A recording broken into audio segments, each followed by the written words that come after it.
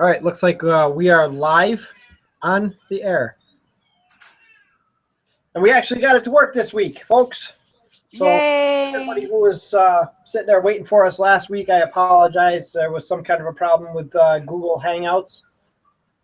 But, hey, sometimes you just got to roll with the punches, right?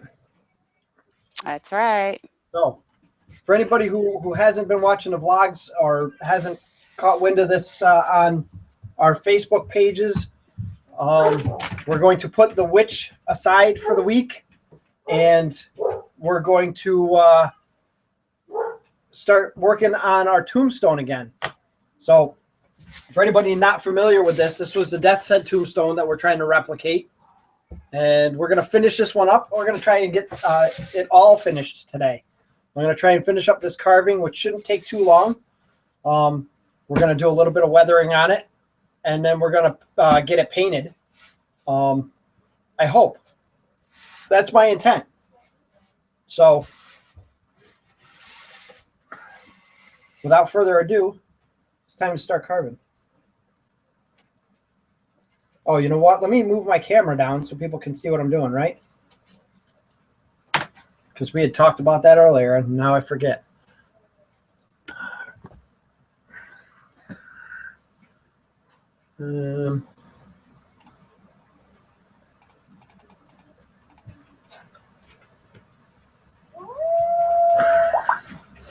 There we go. How's that look? Good? Good view, Chris? Oh, Chris, I don't hear you.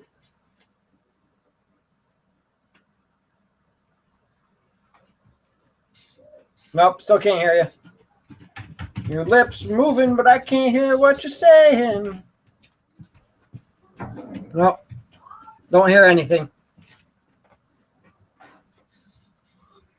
You might have to jump out and jump back in.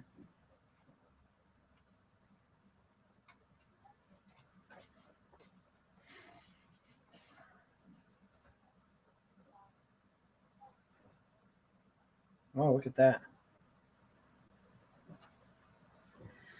So we lost our co-host there, Chris, for a few minutes while she restarts her video. And I'm going to change blades because I just noticed that the blade I've got on here was bent.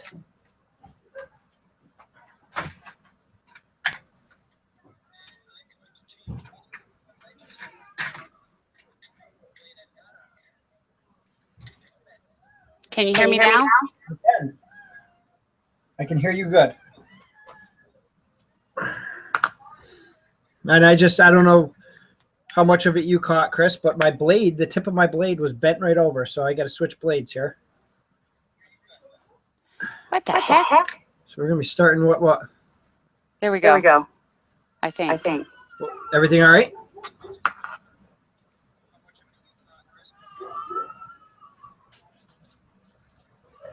Sorry, I had a double thing going on here. Huh. And I'm getting feedback from you. Oh. So I don't know what the heck's going on, but we'll make it work. All right. Well, if anybody else is, the feedback might be because you had a double thing going on as soon as one clears out.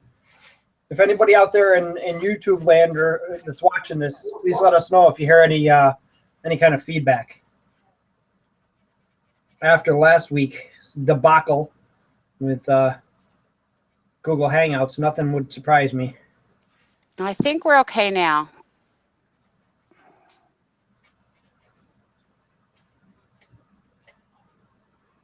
Kathy LeBeau joined us. Hi, Kathy. And Kathy had a question for me that I was supposed to answer, and I don't know if I answered it. Because I was going to look into something and get back to her. And I'll be honest, Kathy, I have totally forgot what I was supposed to be looking at. Oh, that's right. It was she's going to be doing she's looking to do a project out of possibly out of foam, and she was looking for advice on how to do it. I don't know if it's a secret, so I won't disclose anything. Okay.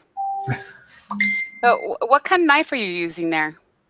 I am using an X-Acto Z. X-Acto Z. And for anybody who doesn't know about the X-Acto Z, some new kind of crazy blade that's It's gold. it is. It's got like a gold hue to it. That the little thumb screw there has a gold on it. Mm-hmm. The blade actually has, I can't remember if it's like titanium blade or something like that. And I really hope I don't ruin this because I don't think oh no, there's another package of them right here, I think. Yep, I got another package of them. Let's set that aside just in case. How many blades do you think you go through in doing something like this? I'm hoping one. I used to go through a lot more, but I'm hoping on this I'm going to go through one blade because I've learned to preserve the life of the blade a little bit just by oiling it up. Now, I'm going to ask you to explain that, but before you do, Kathy says no problem, oven door. Ah, yes, she was looking to do an oven door. And Kathy, I will get back to you. I did look at those pictures that you sent and did give a little bit of thought into it. I have a few ideas that I can throw at you. Now, SK, we were talking about the blades there for a second. Now, in past things that I've been on with you on, you've explained about that whole piece about oiling the blade and how it extends the life of the blade. Can you repeat that again and why and how you do it? Yeah, I think what it is, and this is solely my own theory. But I think that what happens is the blades don't get dull; they just get really dry, and that's when they start grabbing the foam. So I started taking a little bit of sewing machine oil and just putting a drop on the blade every once in a while when it started to feel like it wasn't really cutting very well. And that seems to really have helped the blades. I can't really say they last longer. They were probably lasting just fine all along. But they definitely feel like they're working better for me.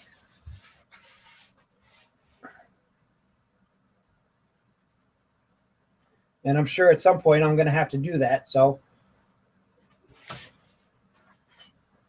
we'll show you exactly what I do when that time comes.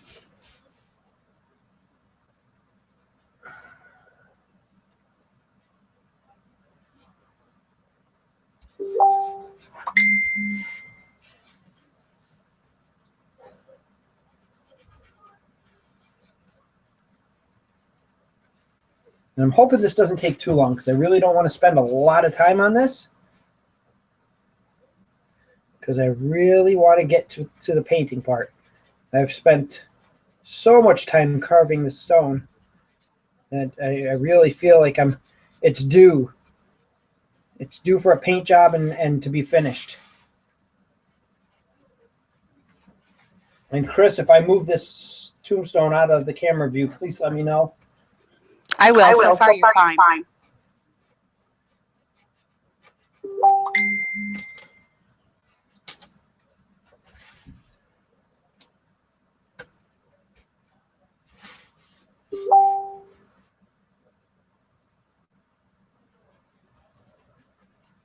So, and as a reminder, if anybody has questions, please ask on the YouTube, under the YouTube link.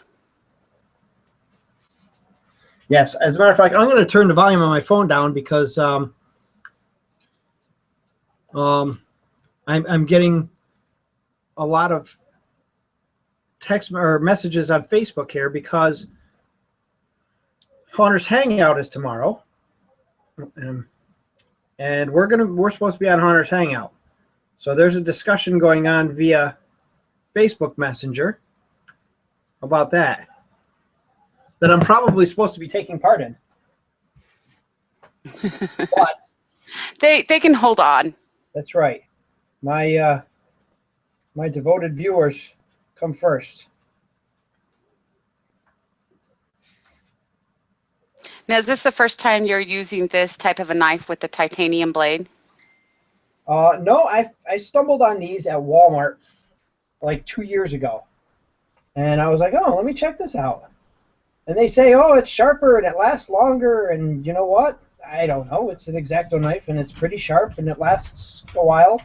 So I hope they're not lying to me. Jim Erickson just messaged me and said to tell you to stop working and get your butt on a plane and come to WCHC. Yeah, that's not going to happen this year, folks. Sorry. My money is being saved for the Midwest Hunters Convention. And when I become independently wealthy, then I will most certainly make sure that I'm at every Hunters Convention. But unfortunately, I kind of have to pick and choose, and I've chosen Midwest as my convention of choice because it's close. I can drive there, and driving there is a lot cheaper than plane tickets. We have a visitor. We have a visitor? Oh, there we go. I didn't want to say anything until I knew whether or not he was going to be able to make it in. We invited Dave Boston. He says he's here, and he waved. Oh, Hello. there now. There he is. How are you, Dave? Good. How are you? I'm great. How you doing, Dave? All right. How are you? Not too bad. We were just kind of getting ourselves underway. We were a little bit late today, but at least we got things up and going. Okay. Dave was one of those patiently waiting during the whole Google Hangouts debacle last week. Because Dave was going And we found it was a whole East Coast thing because those of us on the West, we had no problem. Oh. Yeah.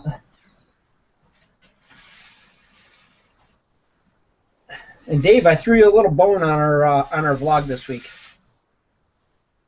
I threw you a little what do you want to call it there? Good word. Okay.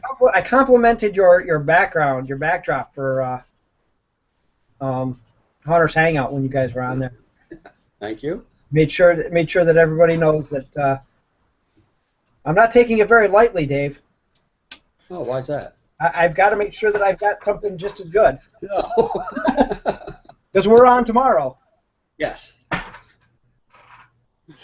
So I got to see if I can meet those high standards that you set. Oh. You and Don and Mary too.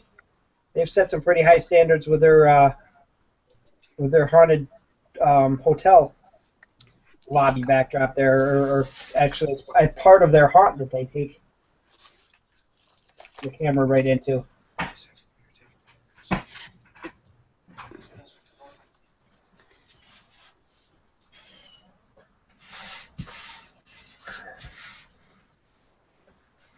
And Dave is familiar with these type of tombstones, right, Dave? Oh, yes. That said, Fun. one of my favorites.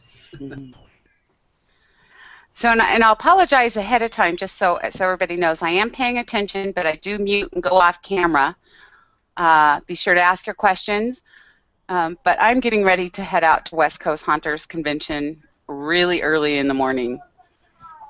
And see, that's why I can't go. I asked Chris to pay for my ticket, and she said under no uncertain terms there was no way she was paying for my ticket. I tried, but you know, every time I swiped the card in the crack, it just kept coming up declined. Everybody's got to blame Chris Steffens. That's why I can't. I got to do something to take the focus off of me, Chris. Yeah, huh? That's okay. I have broad shoulders. Bring it.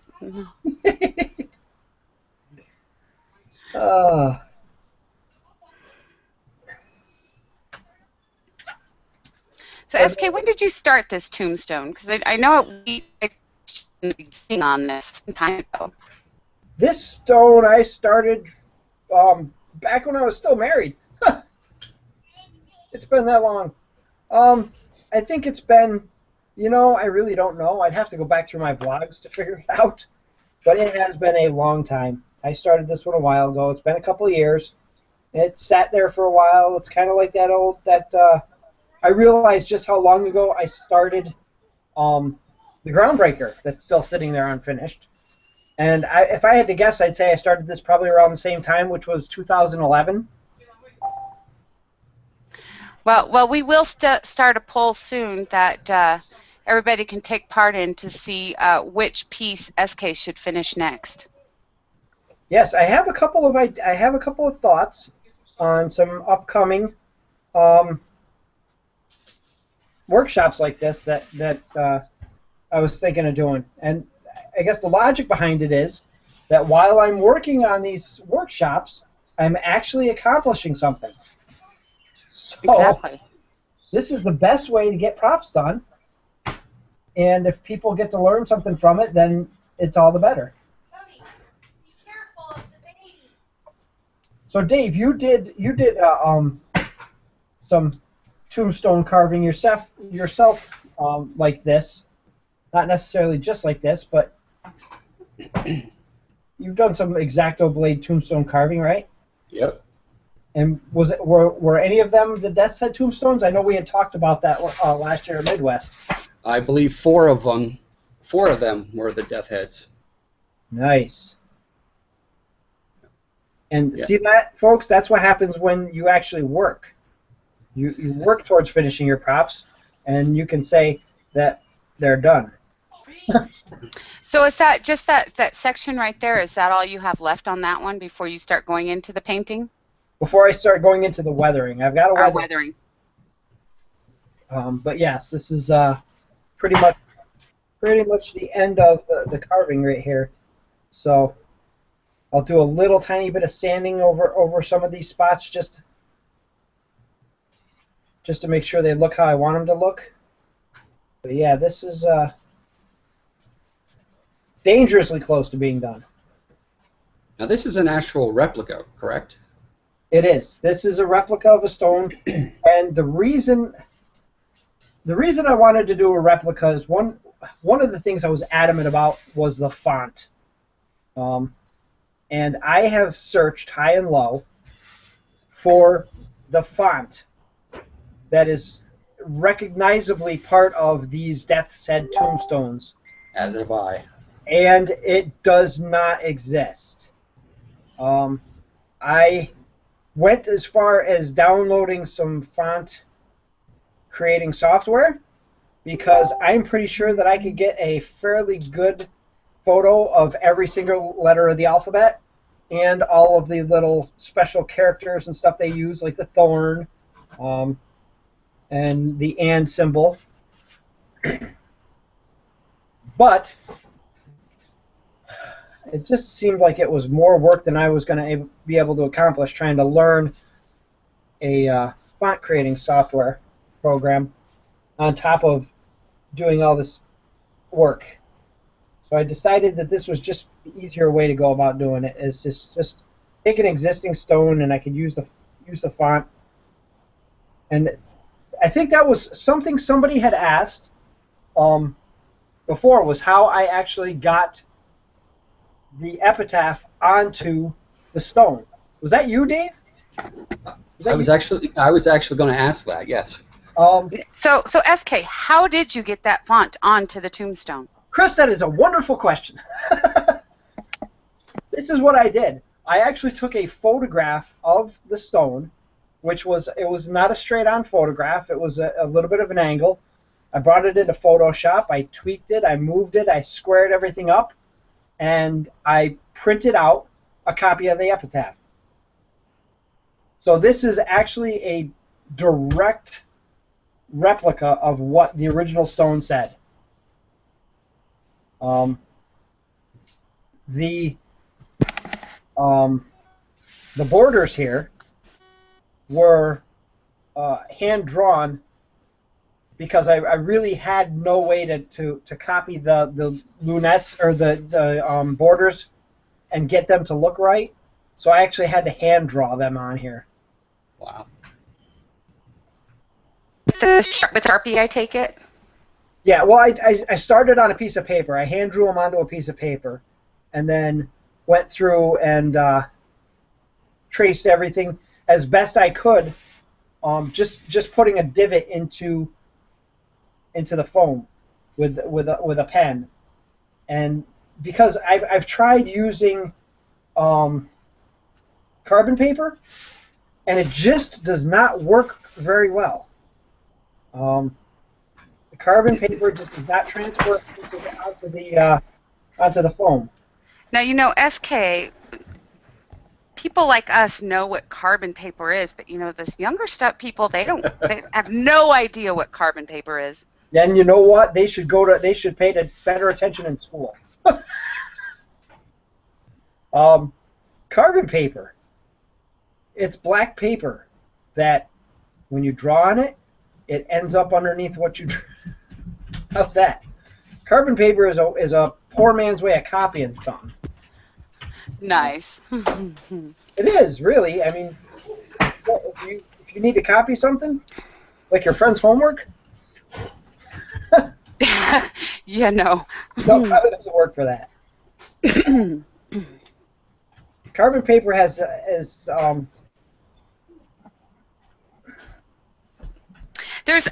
actually saw somewhere the other day when I was out, and I want to say Office Depot or something, where they actually still sell carbon paper. Oh yeah, you can still get it. I still have some.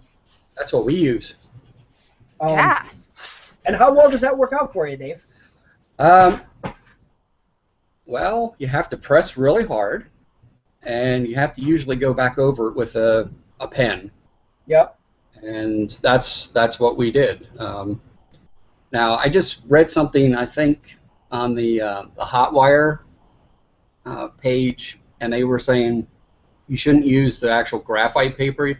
You should try to find the copy paper that is wax-based, because that sticks to the foam better. Well, that's an interesting tidbit of news. Copy paper that's wax-based? Yes.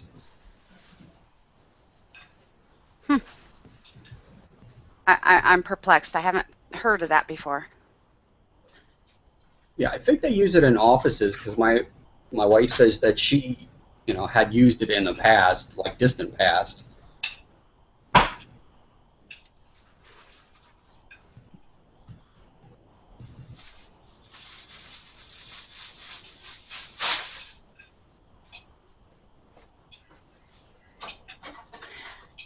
So as you know, SK is going to be on Hunter's Hangout tomorrow night. What tips do you have for him besides he better bring his game to the table with his backdrop?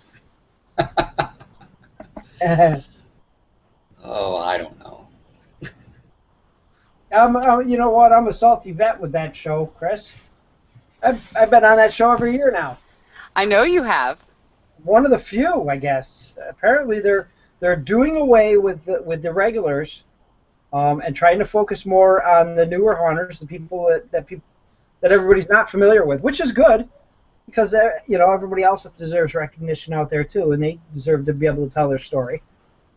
Mm-hmm. I'm glad I've been able to be on for as long and for as many times as I have been. But something tells me that if I don't do something fantastic next year, they're just not going to have a reason to put me on there. I kind of feel like maybe my Cemetery Gates were my saving grace this year. Those were so awesome. They were awesome. It was not awesome watching them fall apart. Shatter into a million pieces when they fell over, but we overcame. We got that. You did fix it, and it didn't do that again, though, right? Right. I fixed it, and then I tied the friggin' thing. I Gorilla glued eye bolts into the seam between my driveway and my neighbor's foundation. And that worked? Oh yeah. Oh, they're not coming out. Oh no. They're not ever coming out. How do your neighbors feel about that? He didn't mind. I talked to him about it, and he's all for it. They've been very supportive. They're not into the Halloween thing like we are, but always been very cooperative. He knows it's one day. It's one day a year, and he's not going to give us a hassle about it. So I'm glad about that. Oh, that's good. Yep, he lets us blare our music and all that other good stuff.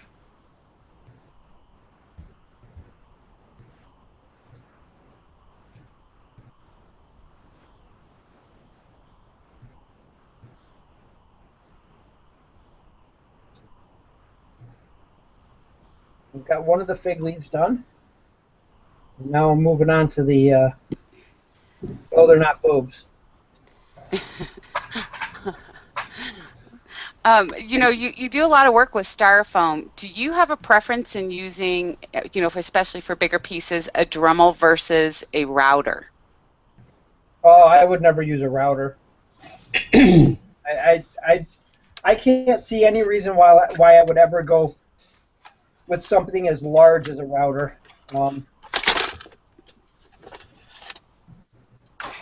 And it's I don't know. I guess it's personal preference. I don't think I would have the control. I'm about control when I'm doing this stuff. It's just like the witch. Anybody who was watching 2 weeks ago when we were doing the witch, and both Jay and Amy were recommending that I get a hold of a like a turkey carver. Right.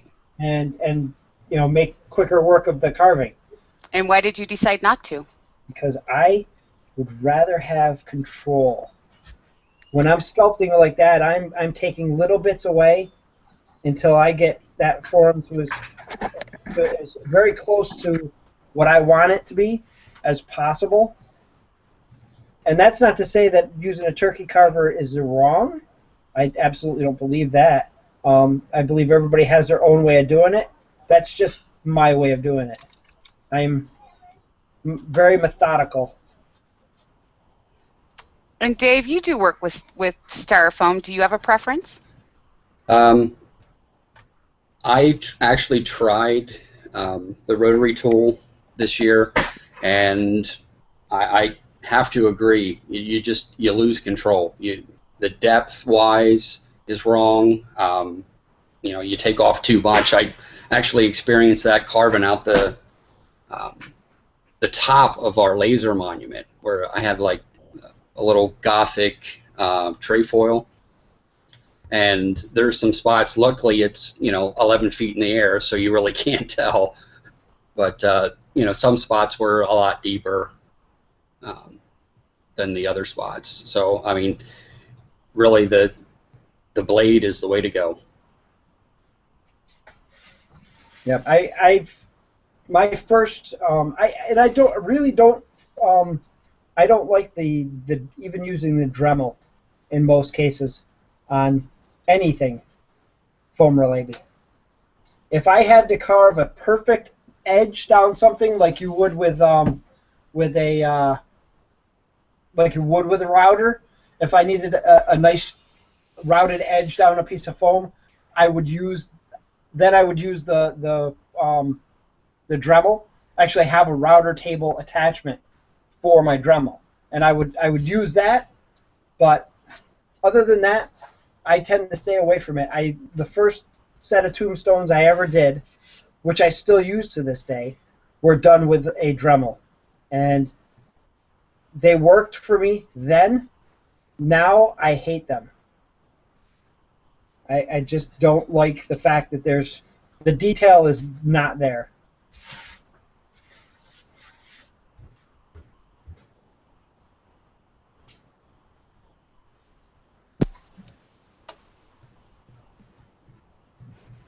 Now, what is that design there supposed to be? What's that? These? Uh-huh. Because you're caressing it very well and giving it nice cleavage. These are, and a lot of people probably don't know this. Olives. That's right, olives and fig leaf. You need And I'm SK there. We can't see. fig leaves, There you go. olives, and this here is the bottom of a pumpkin Okay. or a gourd.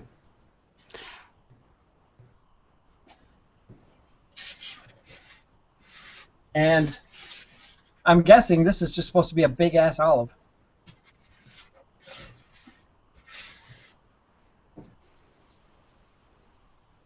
I'm not exactly sure. I've never really looked into the significance of the olives, and I'm sure there is some very specific reason for them, because with with all of these stones, there's a lot of things that are included on these stones that have a very significant meaning behind them. Correct. The Puritans were the ones that were famous for this type of tombstone. I can't say famous for. They're the ones who use these type of stones. They're the ones, when you see these stones, it most likely was Puritans. And the reason they liked this type of stone is they wanted people to have a very good fear of death. They did not want any they didn't want anybody to have, like we have angels and stuff like that. They like the images of dread on the stones. Mm-hmm. They were God-fearing people, and I think they wanted, death was a punishment more than anything. You didn't want to have pleasant images on the stone. Hmm.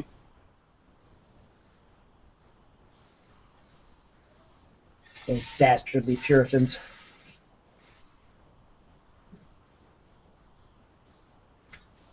I say that, but I actually have roots back to, and I have roots back to the witch trials.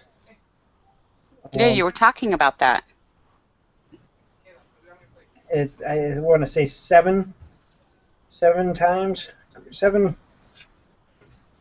greats back.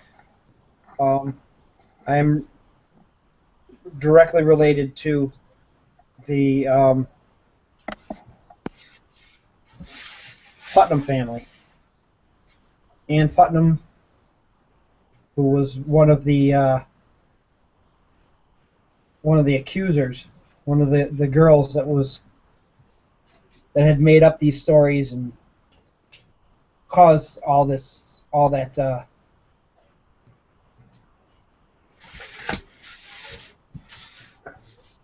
unrest back then, and opened up what was really just a atrocious play for power and land back then. But yeah, unfortunately, I'm related to them, and I'm related to one of, and I don't have a name, but one of the accused that ended up being freed after. You don't know who that is? I do not, and I don't.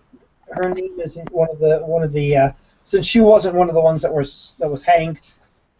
Her name is just not very well known, anyways. So I could probably say her name and nobody would know who she was. But my aunt, my father's sister, has been feverishly researching our genealogy, and she came up with that.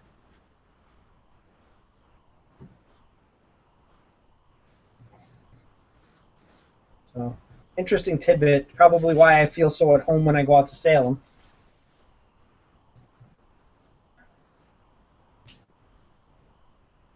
First time I went to Salem, I felt like I was. I don't like new places. I'm not a person who's fond of change. But when I went out to Salem, I felt very much at home. That's maybe just because there's a whole bunch of weirdos like me out there.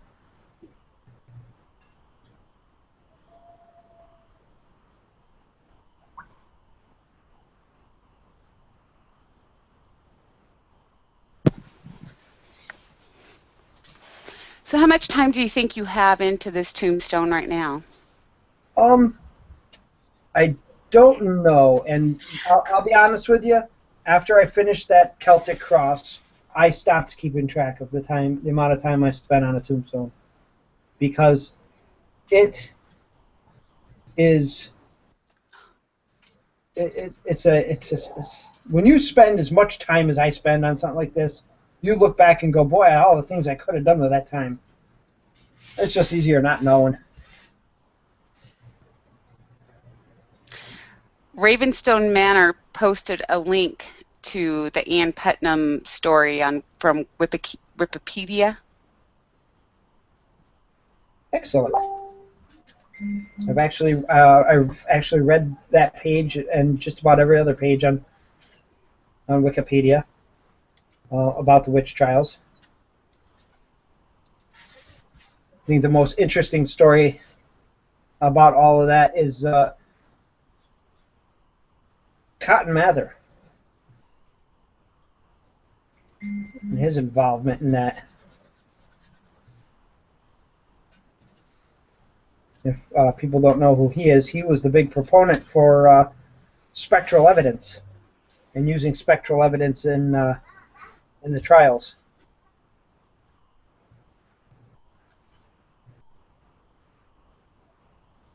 And Dave may not know this. Dave, Yeah. when you were in Salem, you probably spent a fair amount of time in the Charter Street Cemetery, the old Burying Place Cemetery, right? Yeah. And if from the main entrance, off to the right, you know how there's that area that has the little steel fence around it, the steel chain fence around it? Yes. And then just beyond that, there's a small area of stones between that and the outside edge of the cemetery on that side. And there is a tombstone bearing, I believe it's a skeleton on the left-hand side, on the left-hand border, carrying, it's either a scythe or is it a scythe? It is a scythe, yes. That is Cotton Mather's brother. And Cotton Mather himself designed that tombstone.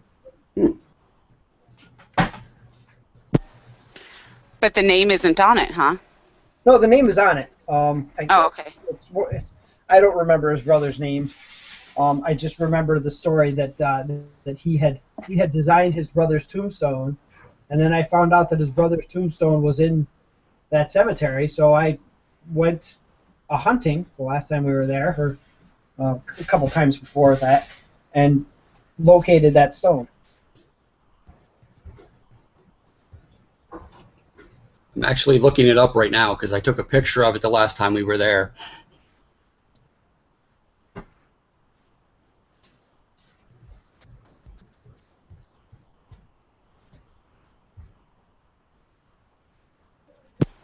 Have you done a bunch of pictures of that cemetery? What's that? Oh, of that cemetery? There are a good many photos from that cemetery, as well as a bunch of other ones on my Facebook. We go there.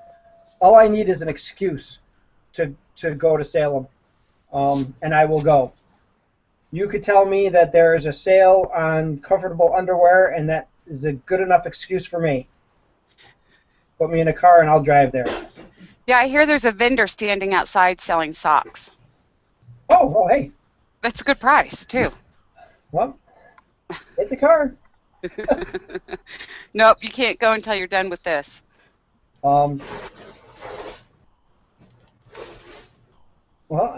that's all right. I can go tomorrow. The hell with Haunters Hangout.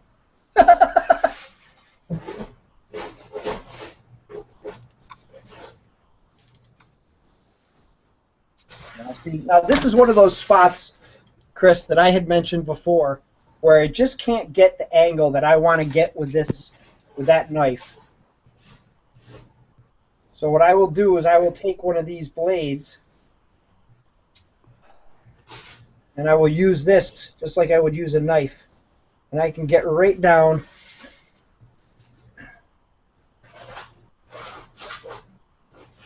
Now, see, SK, you messed this up. You should have been in Salem, and your backdrop for Hunters Hangout tomorrow night could have been the cemetery.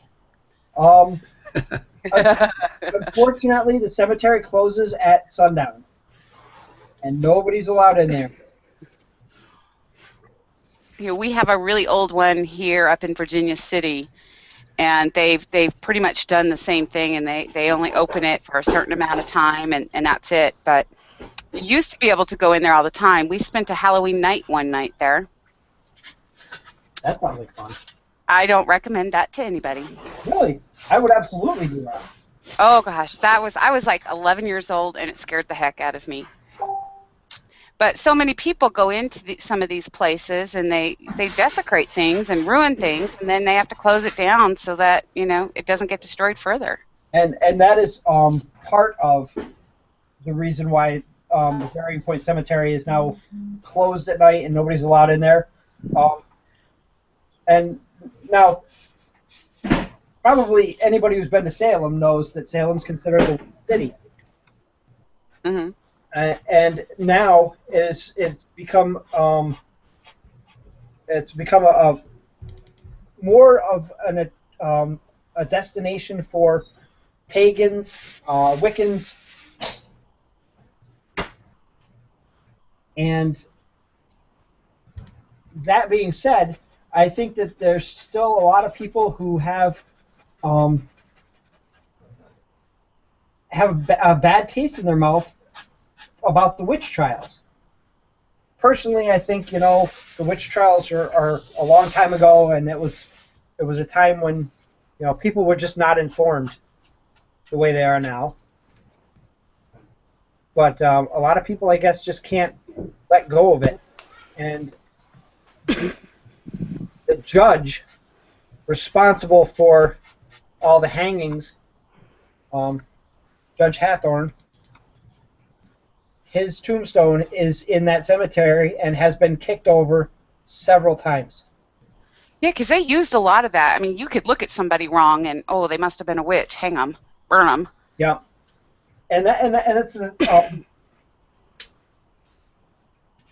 I think, I don't know what I think sometimes.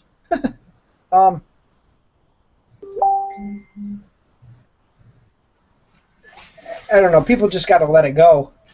It was a long time ago, but they actually had to. His stone is damaged now to the point where they had to encase it in granite.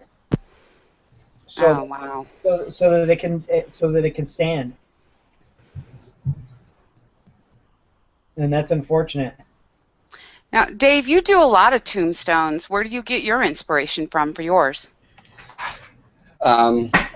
We actually, most of the ones that I did last year, we took the pictures because we went up to Salem in 2014, and I went with a DSLR camera and got right down in front of them and took high-res pictures of a lot of them, and many of mine are actual replicas of the ones that are in that cemetery. And you have a lot of those posted on your site too. Yeah, yeah. And other ones I just really, I would find other pictures and maybe change the name. Mm-hmm. Still using the same font. And then other ones, like the Giles Corey one, that was more of a tribute stone that I just put together. And I think I used Centaur font on that. It was about the closest one I thought, you know, to the Puritan font. Yeah, and it's all about the font. It is all about the font. With these stones, the thing that makes these really stand out is that font. Yep. And how do you guys find your fonts? Because it's just, some of these are just not normal fonts you would find. So do you guys have a good place that you go to, or some place that you download to find these kind of fonts? Well, this font you can't find. I've searched. Dave said he has searched. It's just not. It's not out there. It doesn't exist. There's some that are close. But I think I've got most of my fonts from a site called Dafont. Dafont, yeah. And they have a lot of free fonts. The Pirates of the North Court. Sorry, I'm not familiar with names and what your pages are. I believe that is Horton, I believe, Pirates of the North Court. Well, they're asking, how are you going to top your Hunters Hangout backdrop from last year? I don't know that I'm going to.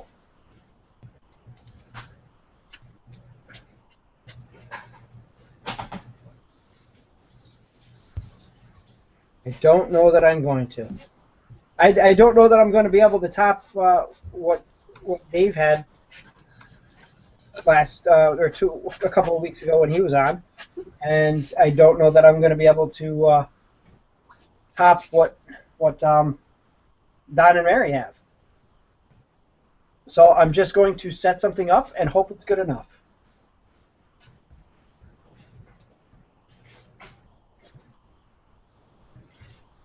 I do know that I have a damn good overlay, though. Oh, well, that's good. Pirates of the North Court is Dave Horton. Yes, I thought so. Thank you, Dave. See that? I can remember that, but I can't remember what I had for breakfast this morning.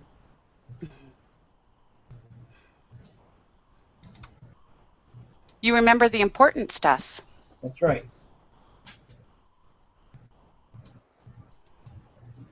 I do believe that they are on our Christmas list, our Christmas card list.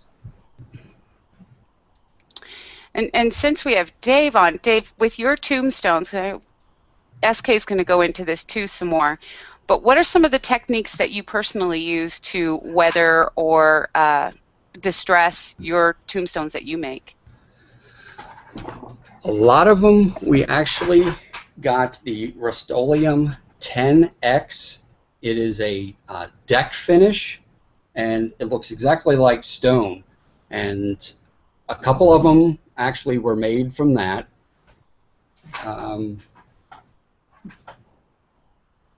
Base coat of, I think it's called gunmetal, exterior latex, and then some of the actual stone finish spray paints over top of that, and just some regular dry brushing, watered down, like the black craft paint for the actual acid washing. So do you use the 10 times the deck stuff? And I'm familiar with that too. I actually used it on a deck.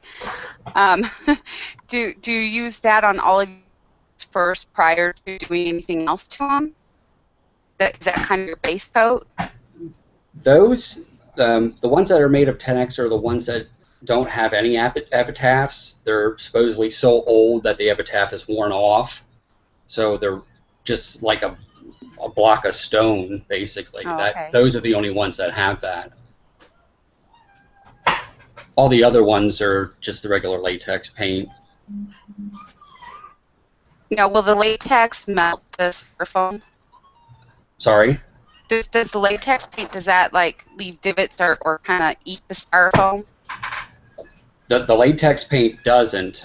We use the acetone, just like straight out of the bottle, or diluted 50-50 to get some of the little divots and the aging.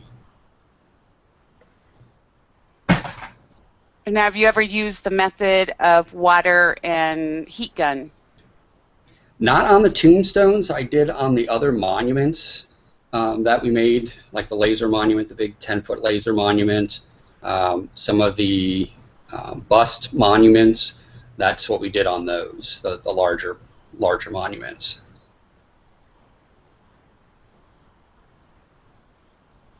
And sorry. That's what we're going to try on this one, Dave. Okay.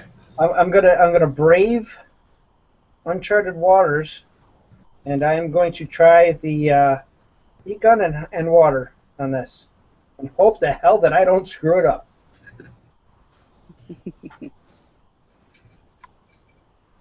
There's just so many methods out there to kind of get some of the aging and things done to the tombstones. It really is. It really is. And like Dave said, he uses acetone, which is pretty much the same thing as it accomplishes the same thing as spray paint. The acetone in spray paint does the same thing.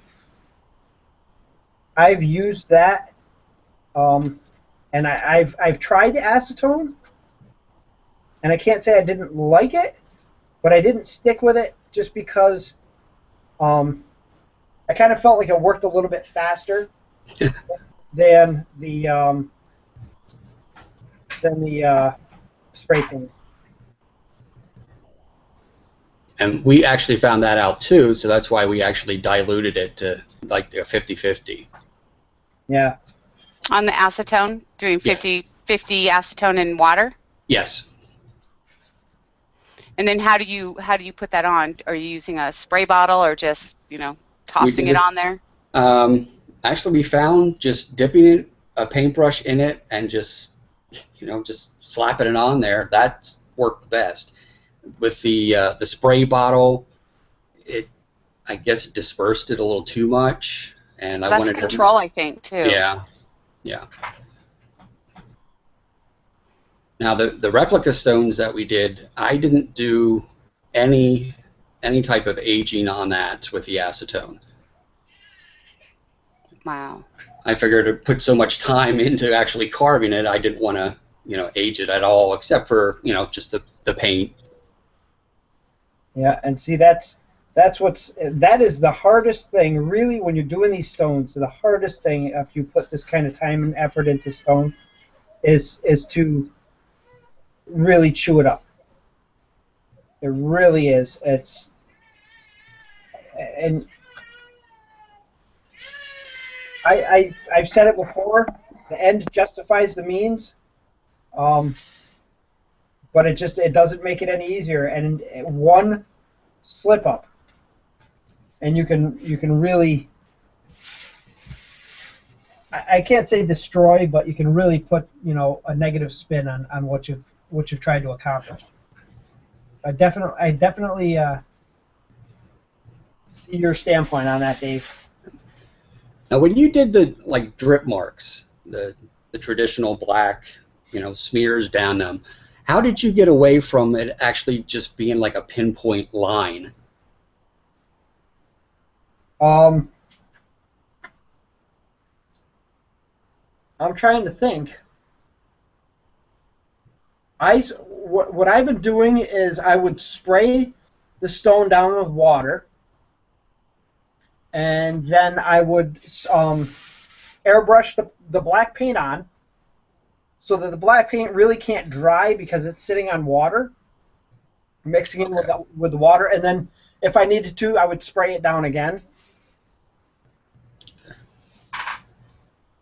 I guess that's the step we missed.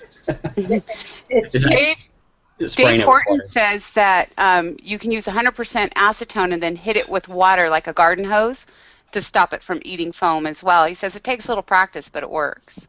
Yes, and that was something that I did with the because you can do that with the spray paint as well, and that's what I did back then to stop that from eating through like that. But yeah, the only problem is, and you see this really well with my my columns. When I did my columns for the cemetery gates, I did them like that, and it really it takes a long time to get that black to the point where it's noticeable. I think that's the downfall of doing it with the, washing it with the water so much, is that most of the black just runs off and you end up with a really black piece of paper underneath your tombstone.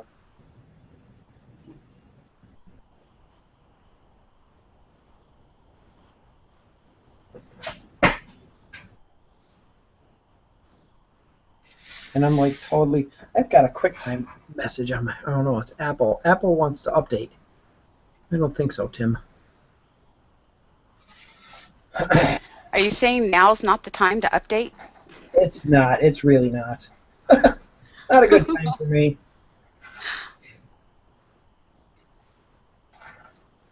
Girls are upstairs, I think, drinking and being merry.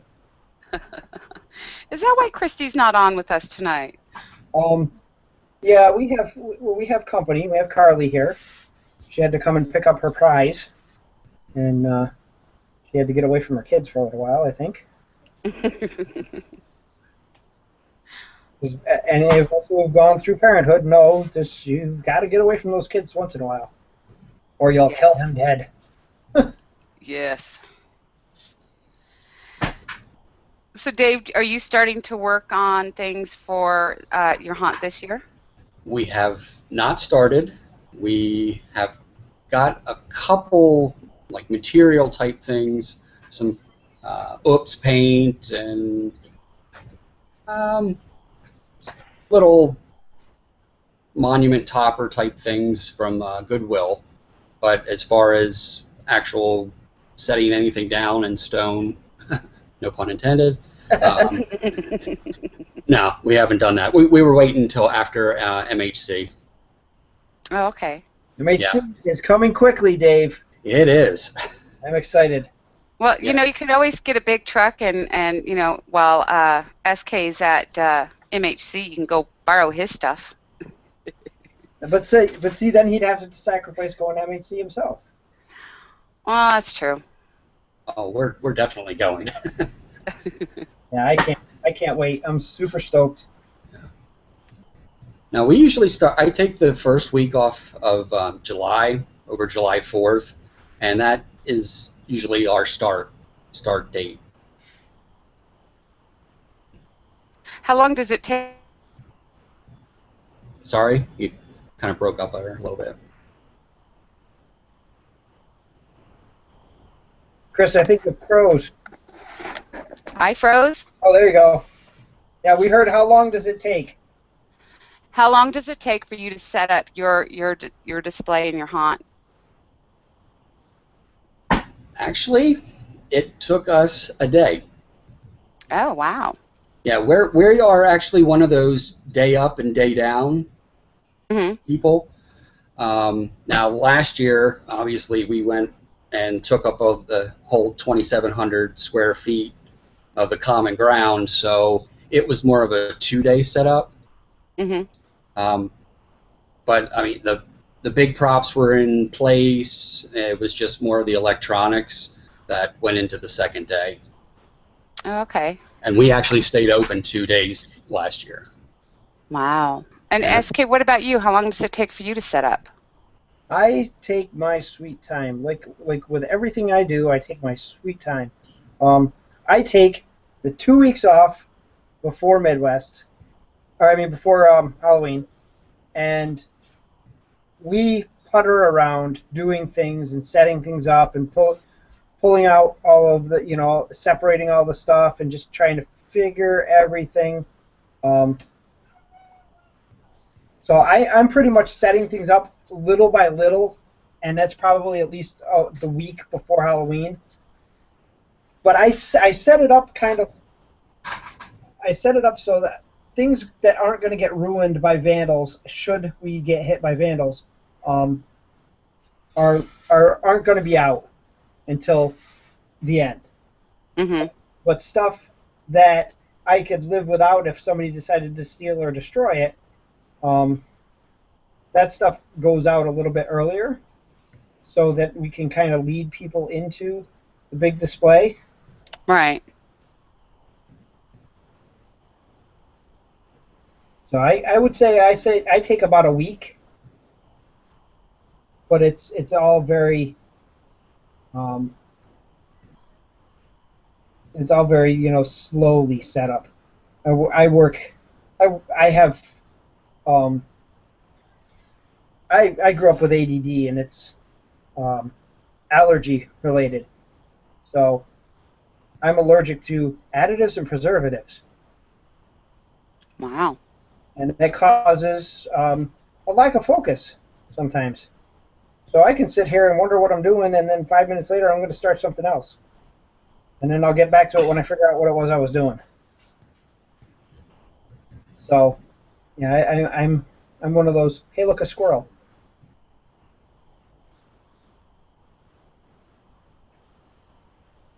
Yeah, the problem with us, we were actually I was actually working on stuff up until like 6 o'clock when trick or treat started. Oh yeah, That's my problem. so am I. Same way, Dave. Because I take the week off of Halloween as well, and I mean that's like you got to get it done. You got to get it done. This is the last time you're gonna have. Yep. We're getting close, Chris. I see that. It's taking a little bit longer than I had hoped, but we're getting close.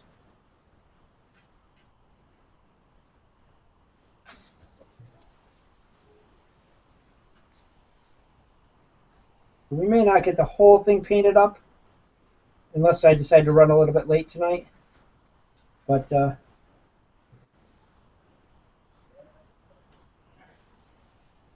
I think a lot of the other people are up getting ready for Midwest, or are up, or not Midwest, but West Coast are probably already up there. And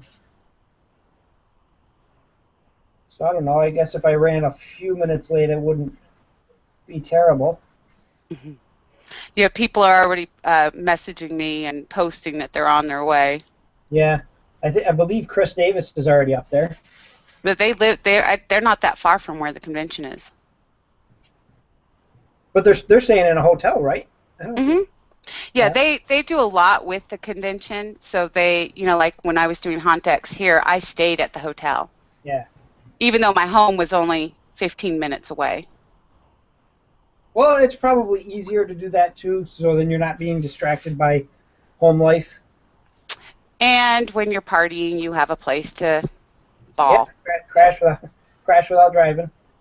Exactly. It's good to crash on the floor than it is on the road. Yep.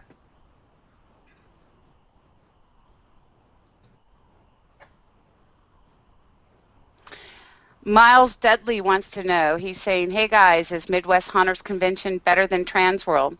First of all, let's clear up, Transworld is not a convention, it's a trade show. But let's put some perspective on that very question, Yes. because a lot of people ask that question. A lot of people want to go. They want to know which one to go to. Right. Should I go to Midwest, or should I go to Transworld? Well, what are you going for? That's my question. What are you going for?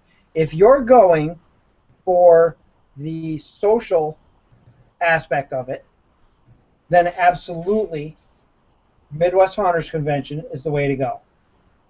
If you're going for home haunters props and things that you can walk away with, Midwest Haunters Convention is the place to go. If you're looking to look at high-end, expensive props for either a pro haunt or a home haunt without a budget, then Transworld is probably the way to go. Transworld, like Chris said, Transworld is a trade show. It was intended for the pro haunt industry, and unfortunately, the home haunt industry has gotten so large that and really so many people put more money than one might think is practical into a home haunt. Agreed. And you know what? It's all for love of the hobby and the holiday, and bringing this kind of stuff to your community. So I say, if somebody's going to piss away a couple $100,000 on their home haunt, then you know what? That's going to be one kick-ass haunt, and go for it. Don't lose your home for it. But and if that's the case, then absolutely you're going to want to go to Transworld. But if you're looking for masks and mask making supplies, maybe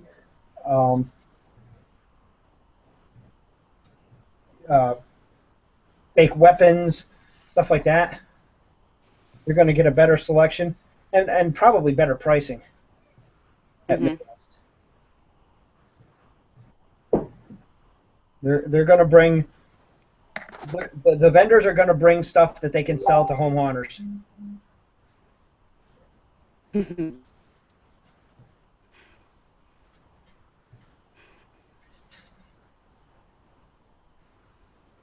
believe it or not, this is only going to be my third Midwest. For as long as I've been in doing this home haunting, this is only my third convention. Miles Dudley says, sadly, way more money than thought. LOL. Yeah, we all know that drill. Mm-hmm. We dumped a good amount of money between Midwest and Spirit after Halloween. We hit Spirit every year after Halloween and buy their display lighting. Mm-hmm. I really like to make sure that my haunt is lit the way I want it to be lit. And that's probably, Chris, I should probably do one of those classes on lighting your home haunt. That would be good. Because I love lighting and focusing on getting my lights to look really cool. And people always are wanting to know about that. And and there is a difference in lighting too when it comes to indoors and outdoors. Oh, well, not only that, but there's a lot that you can do with lighting to accomplish different things. You're going to get a different look by uplighting a row of corn stalks than you are by lighting them up the front. Mm-hmm. Most people would say, "Hey, I want to light up my corn stalks," and they're going to throw lights out in the front of them so that you can see the corn stalks. But with our haunt this year, I decided to tackle it from a different angle, and I put my lights inside of the corn stalks, in between the corn stalks, lighting them directly upwards. And I was amazed at just the way it looked. It was fantastic. It was beautiful. It almost looked like they were on fire. And I caught a picture of Bryce hanging out. He had threw his costume on to mess with passerbys. A couple days before Halloween when we were doing all the lighting, and I got a picture of him that I absolutely love. I love the way it came out. All you see is a black silhouette of him, and the fiery red corn stalks behind him.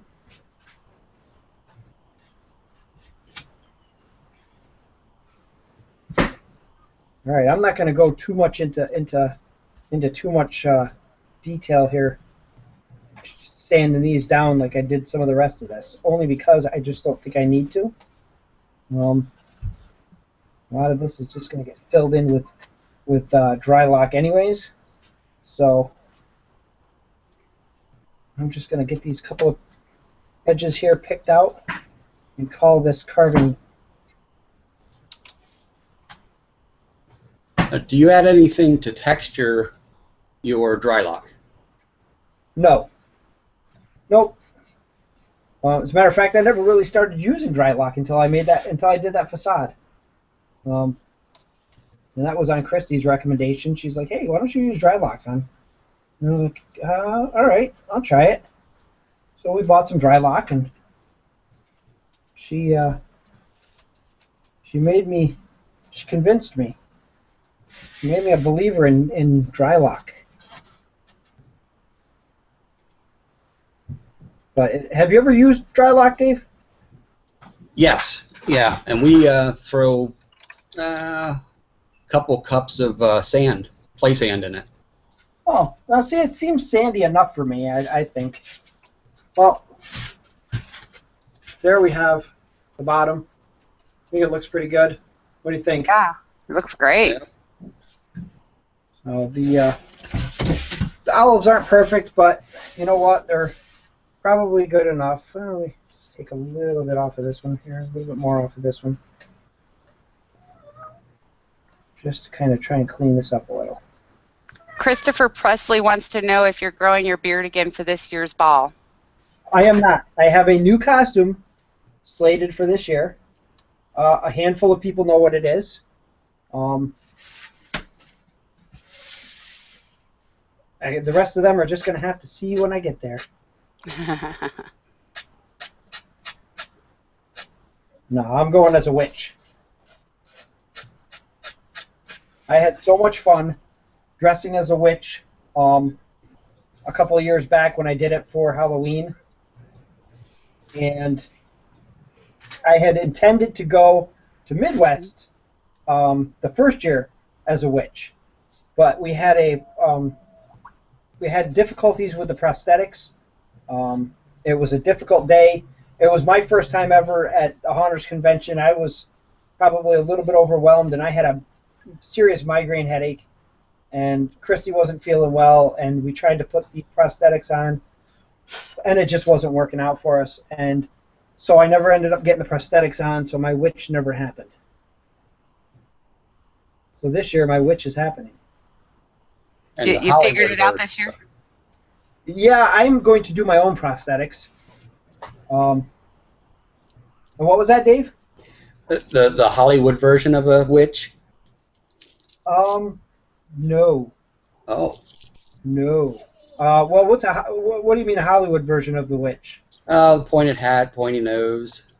Well, not the witches that we're used to.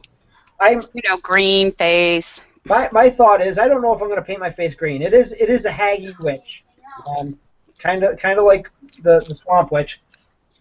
Don't know if I'm going to run with the green face or not. I had not in the past. But I kind of want to go towards like the Macbeth witches as far as the attire. Okay. Very large breasts. That's a must.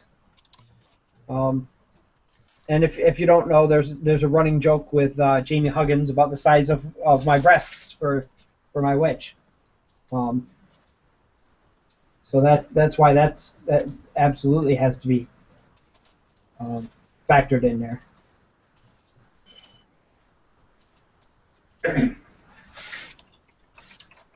And I have a really good witch voice.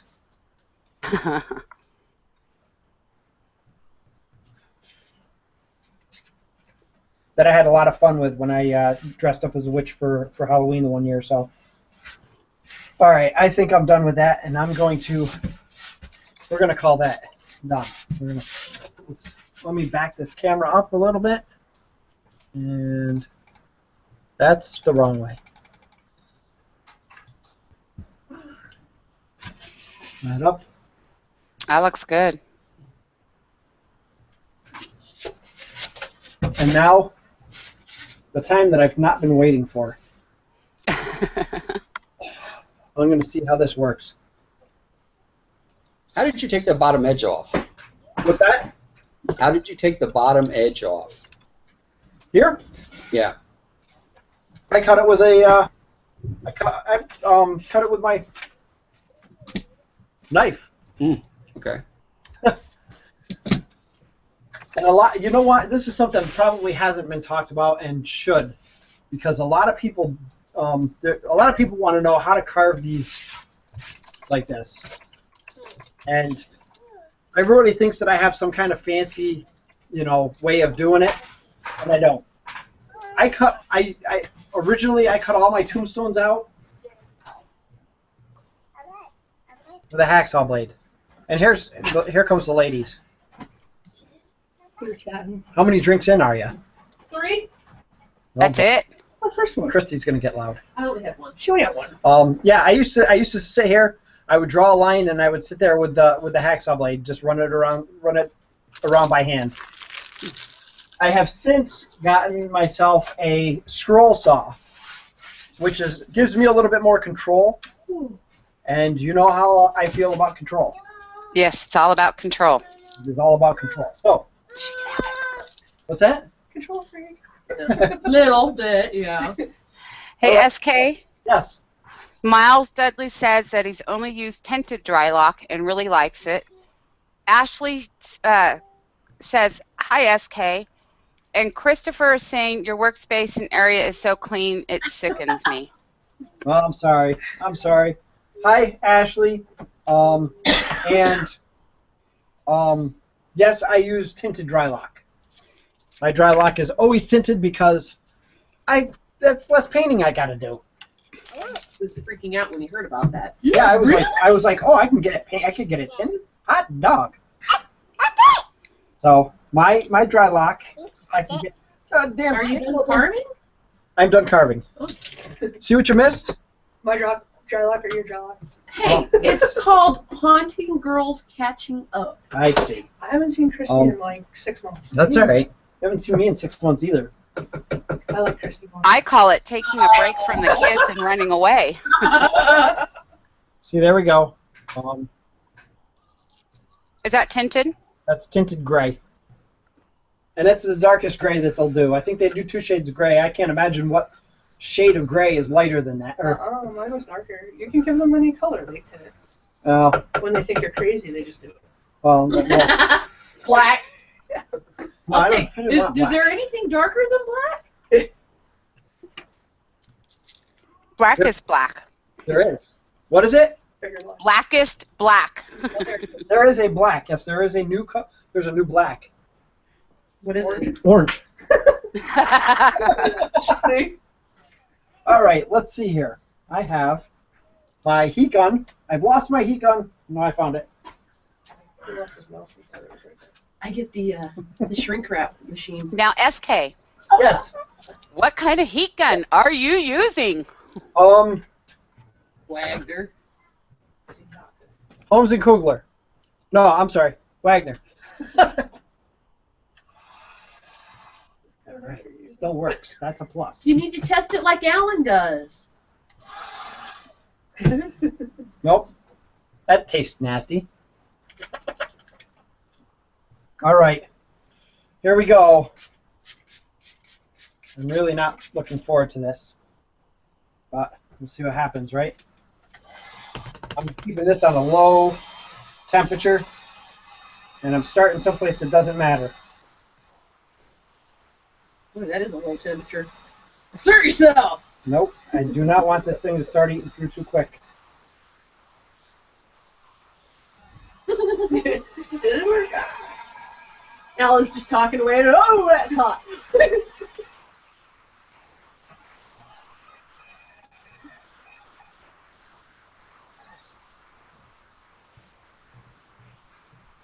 SK, Yeah. I'm sure Ashley is just being a smart aleck.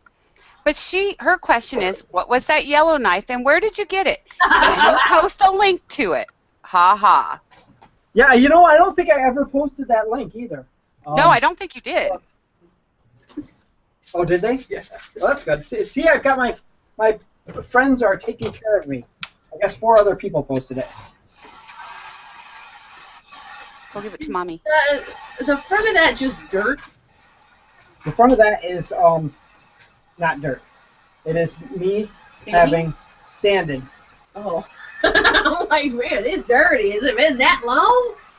Yeah, it's from sitting down there and not being played with. Yeah, no kidding.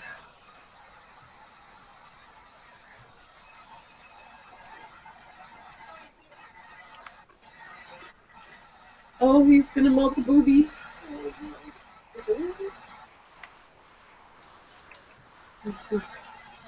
And I'm moving over this really fast. Oh, it's Just really because- putting some definition in there, huh? Just because I do not want this to, Oh, there you go. yeah, it smells. It smells bad.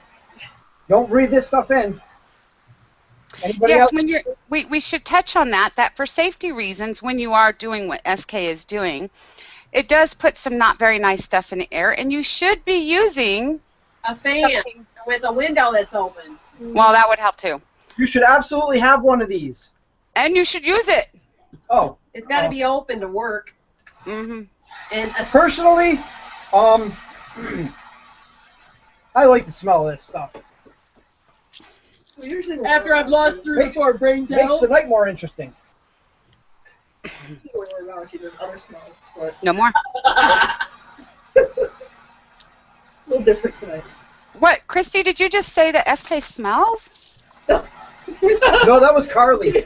Oh, sorry. No. Carly was the butt of a few jokes at Midwest last year. Yeah. I got Carly a few times. It's sad when he walks up to you with a serious face and says, "Scary," because you know what's coming. It's also bad when he says walk fast.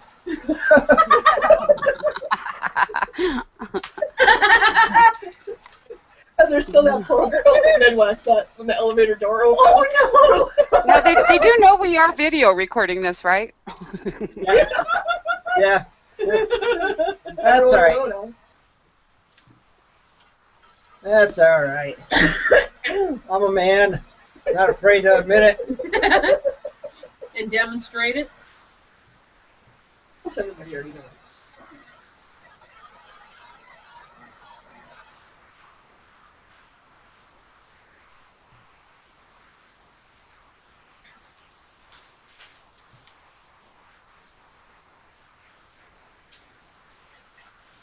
You gonna put any more water on it? No, because I really don't want too much more. I just wanted a little bit of a random wear in here. I don't want it to be too even. I don't want it to be too all over the place. That's going to have to be good enough, I think. No, maybe not. It really kind of brings out the popcorning effect. Yeah. Mm-hmm.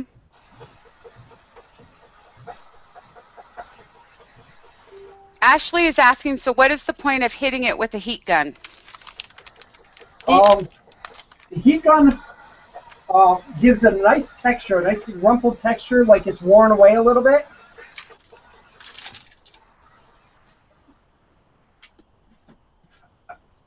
We're going to have to let that cool off. I don't know how well you can see it, if at all. You probably see it more right up in here. It's a little pitted, Mm-hmm. a little worn.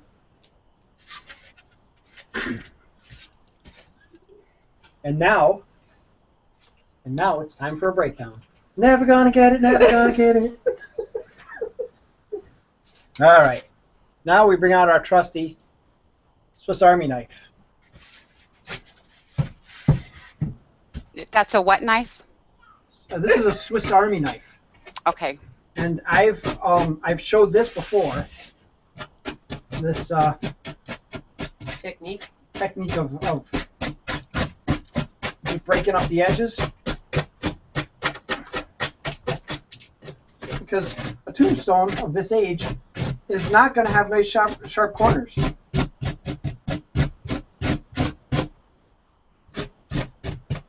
So this is a really good way of breaking up these edges and still keeping a nice kind of stony look to it.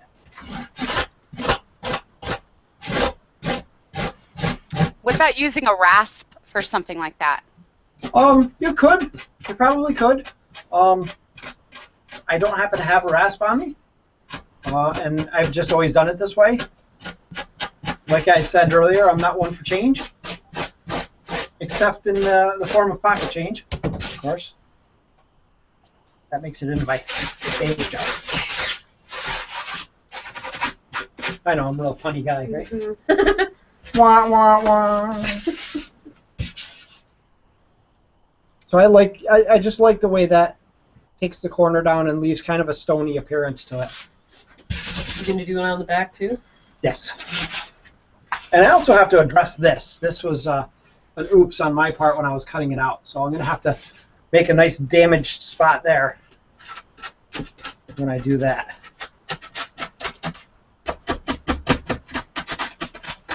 Another thing that people are going to actually get to witness here, I don't think I've ever shown in a video before, is how I put my holes in.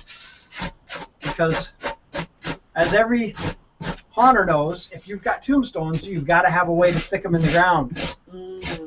And everybody's got different ways of doing that. Some people take 2 pieces of foam or 3 pieces of foam and put a glue them together, or put a groove in 2 pieces and glue them back to back, and then run a piece of PVC up through it. I use 2-inch foam because I can get 2-inch foam. So I'm going to need to put a hole in there that's going to have to stay right in the center of the foam without poking through the front.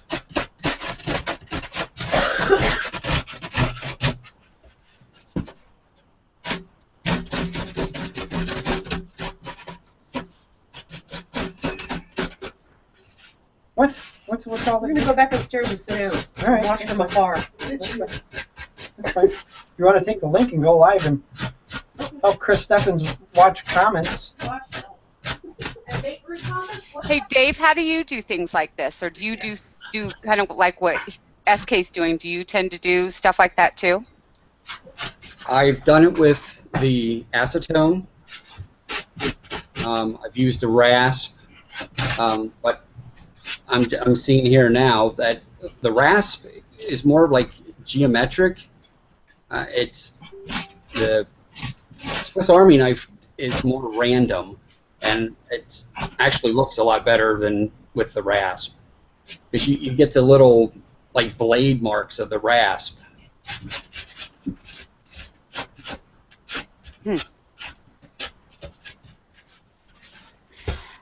Ashley would like to know if you, and Dave, you can answer this one first, and then we'll have SK answer it. Do you prefer blue foam over the pink foam when making tombstones? I can get both. Being in PA, it's cold, and so I can go to Lowe's, which is walking distance from the house, get the blue, go to Home Depot. The only thing is that Home Depot here does not carry the 4x8 sheets. They only carry the 2x8 sheets. Where Lowe's and the blue foam, they carry the 4x8s, and it tends to be cheaper. I found that the blue foam is a little denser, and I think you can get better detail with the blue foam, but I have used the pink foam as well. And SK, what about you? I use blue foam for boy tombstones and pink foam for girl tombstones. I am absolutely kidding. No, he's not, folks, really. I have absolutely no preference whatsoever. I use whatever I find, whatever I can get. And I wanted to ask Dave. Dave, you mentioned you get your foam at Lowe's and Home Depot. Have you noticed recently that they've changed their foam? Is that the case out there as well? The foam, see, we have this nice blue foam. Okay, this is I think it's Dow, and the pink is Owens Corning, and you have a nice smooth texture here. Now, the foam that they're carrying now is less blue, more green, and you can see that it lacks that texture, that smooth texture. It's got these these melted lines, probably from when the sheets were being cut. And that's on both sides. Wow. Yeah, that's what we've been seeing. Yes. Okay. Luckily, we have a supplier that's not very far from us, about a half-an-hour drive, that still carries the Dow blue foam. Who's that, Curtis? Curtis Lumber, yeah. So, unfortunately, I can't speak for any other areas, but I would check other local like lumber supply, building supply places, and see if you can still get this foam, because it does work so much better. It's so much nicer to play with. It carves nicer, and it looks better. What about using just regular white styrofoam? You know, a lot of people don't understand the differences. EPS foam is much harder to do stuff like this with. My weathering and my weathering techniques just don't work well with beaten foam or EPS foam. Extruded, It's working. Just go ahead. or expanded polystyrene and extruded polystyrene is what they stand for, by the way. I should have chill out with your phone. I find XPS foam to be much better to work with. And much harder to clean up. Well, no, they're both hard to clean up because these little friggin' popcorns stick to everything.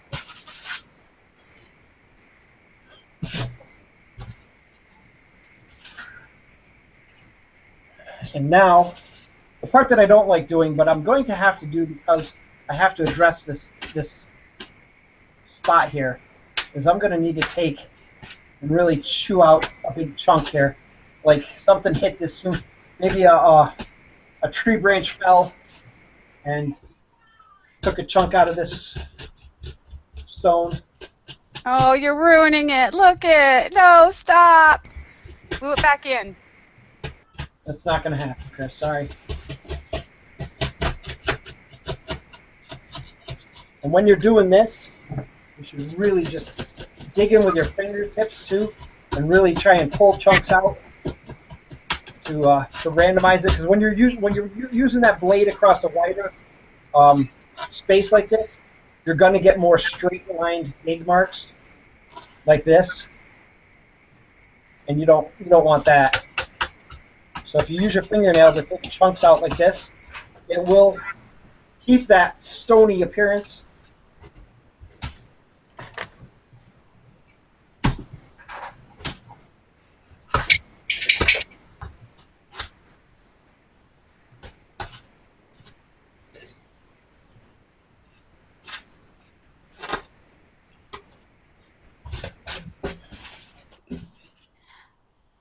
Dave, have you ever worked with the white styrofoam? Yes. What a story. The first year that I actually built anything from scratch, we did the cemetery columns.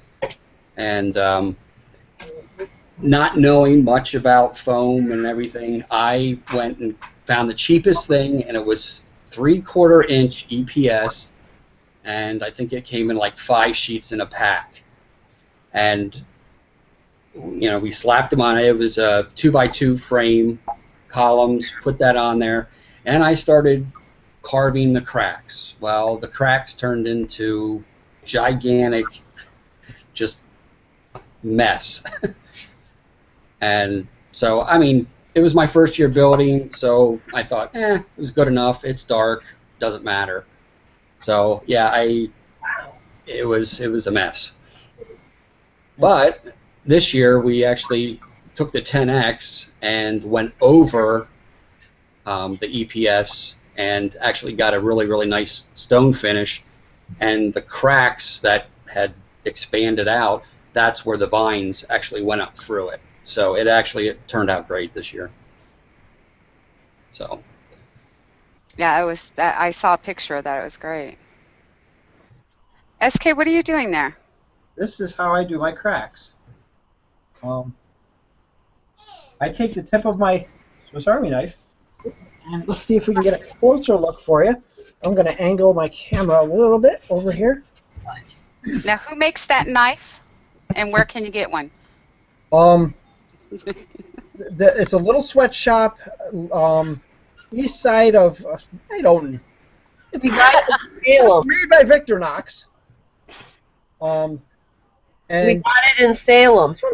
yes, Christy, actually, that was my Christmas present, or I mean birthday present. I'm going to bring this camera in a little bit closer so we can see.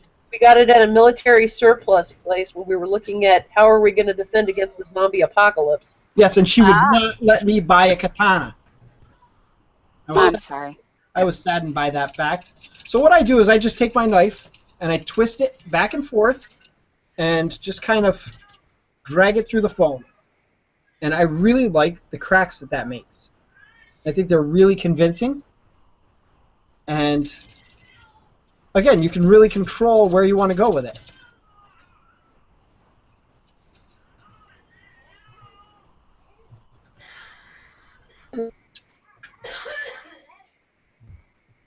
Now, you know, here where I'm at, we can't really get the foam here in Nevada.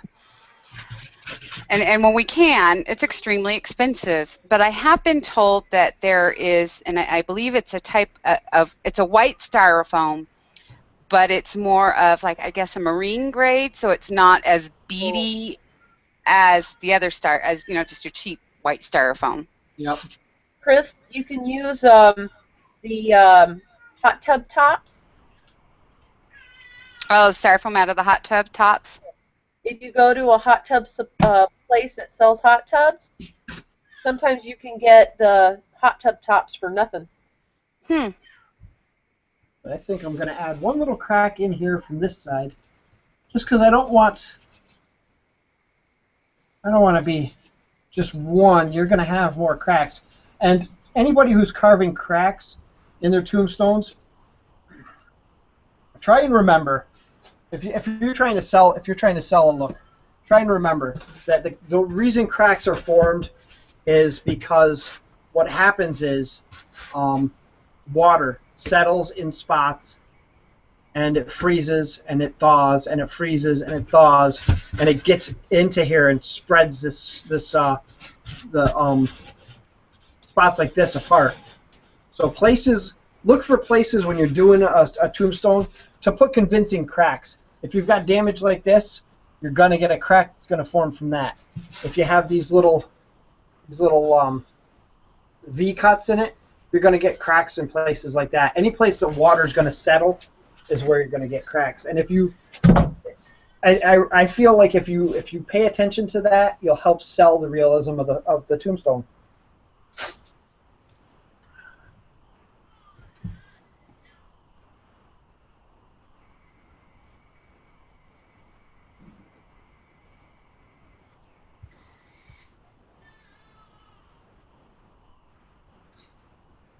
Have you worked with that green styrofoam that you're getting now there, SK?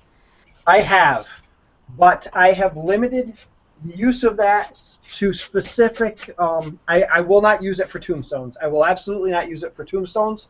I may use it for, like, if I'm making something where there's going to be no carving on it, or if I'm trying to sell a wood look, I'll use it for wood.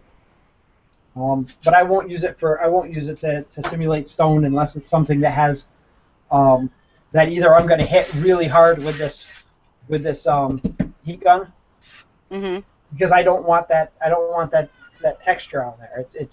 It's not convincing of a tombstone, and I don't think that even dry lock is going to.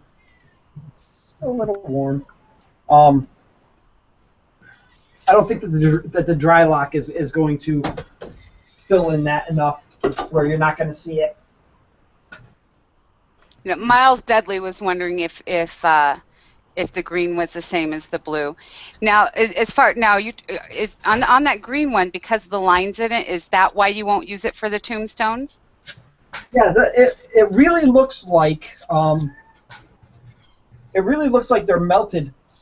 They're marks that where it was melted when it was pushed through whatever it is that cuts the foam or extrudes the foam. So I feel like if I was to hit that with a heat gun, it's going to melt in specific spots first, or it's not going to melt the way I want it to. And I just think that you're not going to end up with an end result that you want. So unless it's something that's going to get like seriously carved down, a good example is if you're carving rocks that you're going to put to the side of a column, then sure, use it, because you're going to have carved or sanded that surface off of it. Underneath that surface, the foam is fine.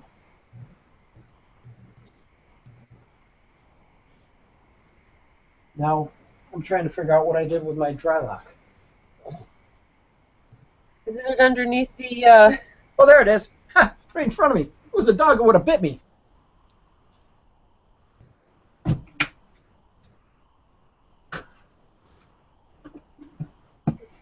Pumpkinhead 625 joined us and said, "Good evening, hunters and huntresses."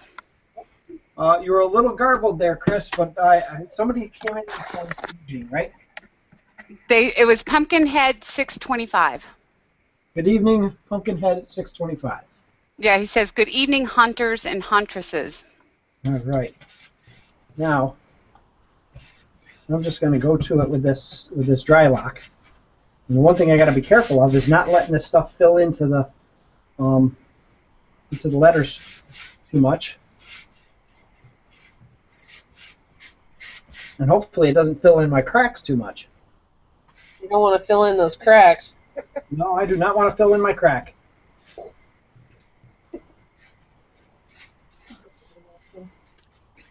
Yeah, otherwise he'll fill in the crack. I know.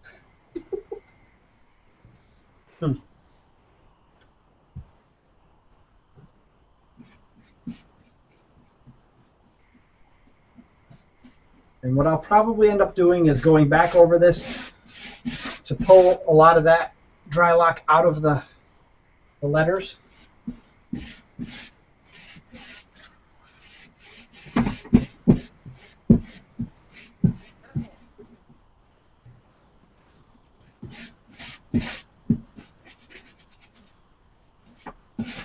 Now you're using this as your base, correct? Yeah, I'm using the dry lock as my base. And I've never, I've only done that once before on a tombstone. And I don't know, I like the look of I like the sandy look of the dry lock, because it does have, like David mentioned, that he puts sand in to add to the texture. But dry lock does have an amount of like a sandy substance in it.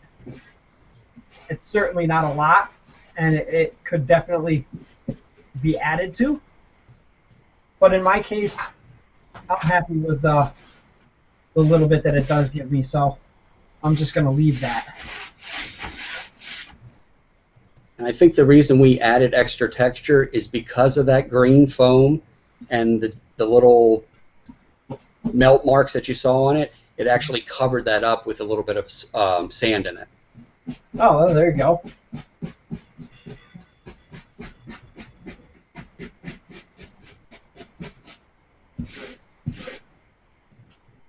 But you can still see the letters real well.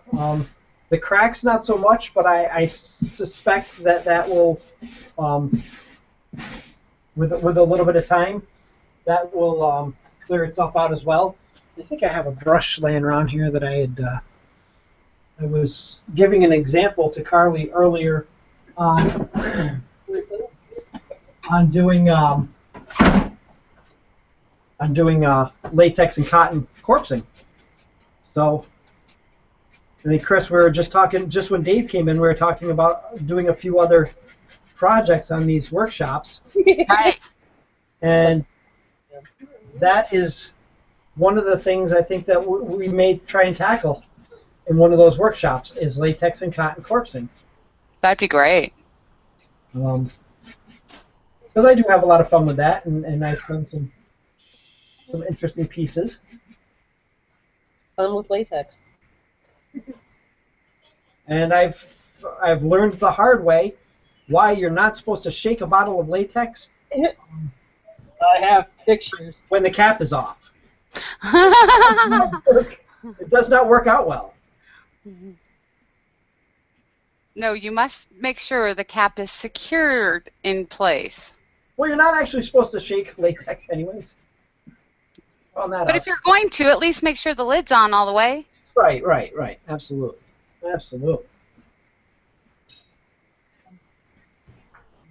Now, is that the same latex that you would use for, like, appliances, for makeup appliances? No. You know, you probably could use that for that. It's what I've used in the past, and I'll really use any kind of latex for that. It really doesn't matter to me. I've used the Spirit latex. I've used the mold builders that you can get right at Michael's.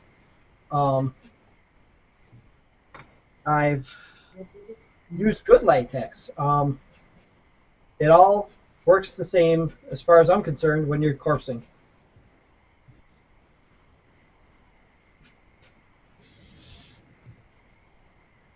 And a couple other things. Chris, had we talked about other workshop ideas? No, that's one that we were just talking about last time when we couldn't get the site to go through. Gotcha. If anybody has, you know what, I do a lot of projects, and I share a lot of my projects, but I don't share a lot of my processes. So if there's something that I've done that somebody else would like to see me do on one of these workshops, say something. Okay. I don't mind if I can share with everybody. That's what I enjoy doing. I enjoy helping other people learn to do the stuff that I've learned, and I enjoy being able to help people not make the same mistakes, or not have to try and figure some of the stuff out that I've had to work to try and figure out. If I can share that knowledge with other haunters, I'm absolutely going to do that.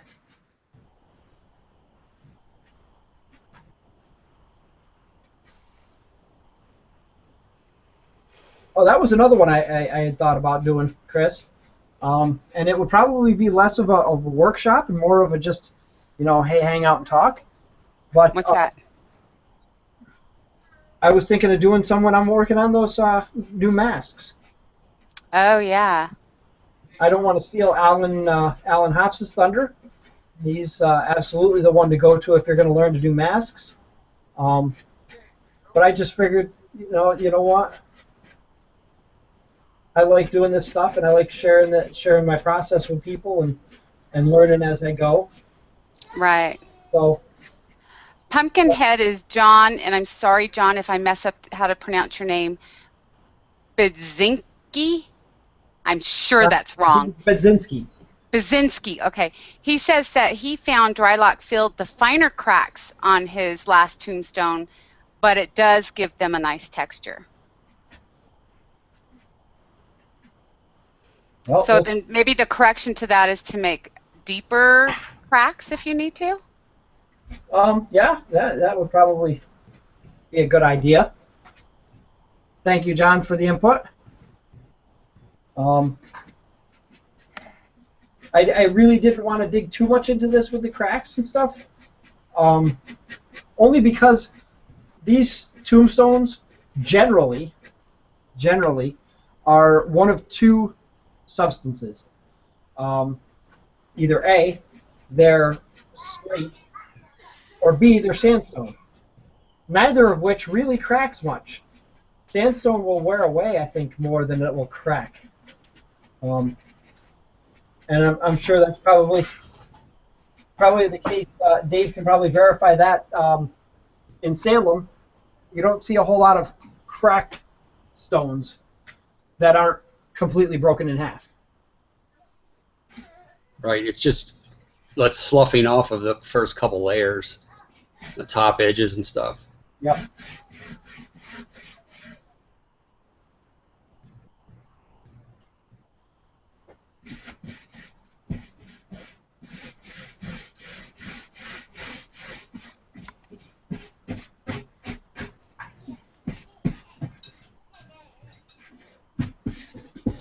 SK, do you use the 1-inch foam at all?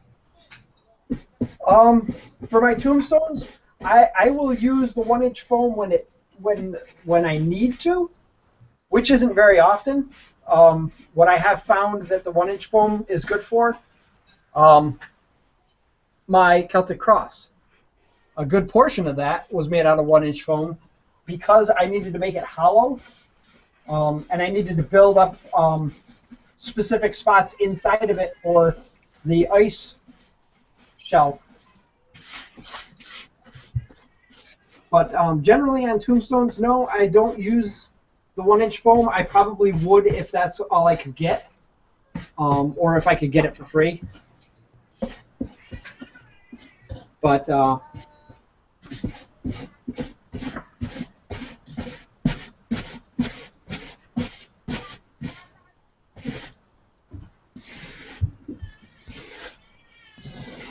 So John just informed me we both said his name wrong. all right, well. It's actually Smith. Oh well, there you go. Son of a gun. Who'd have thunk? Boy, we're really off on that last name. You know, in my line of work, I have seen a lot of funky last names, funky names, just in general. But I've never seen Smith spelled like that.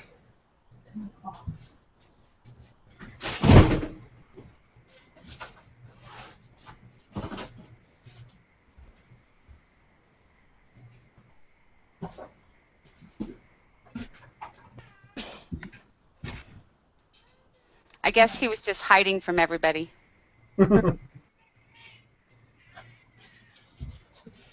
Oh, I think on the tombstone. What was that, Christy? Do you have a question, Christy? Carly, hold your hand up and say hi. Wave to the camera. Yeah, except nobody else can see them, Chris. I know, they can't see him, but I can. And you should see the obscene gestures they're making. I can imagine. I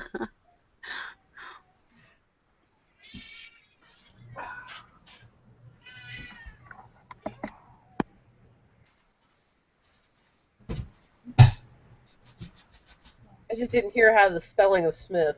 So I was like, oh, kind of heard half of it.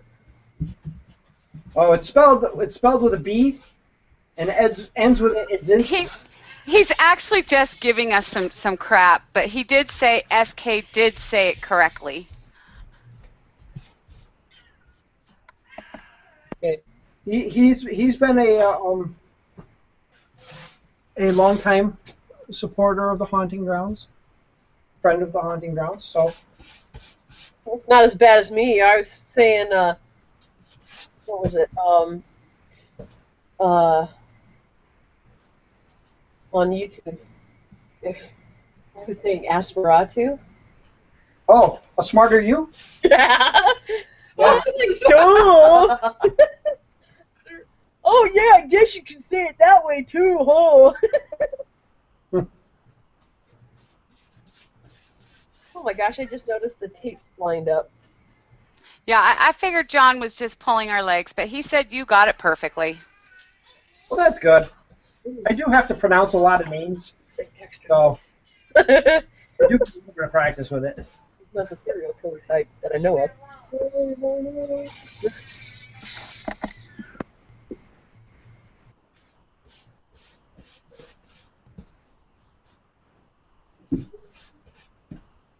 And I don't think we're going to get the painting done on this.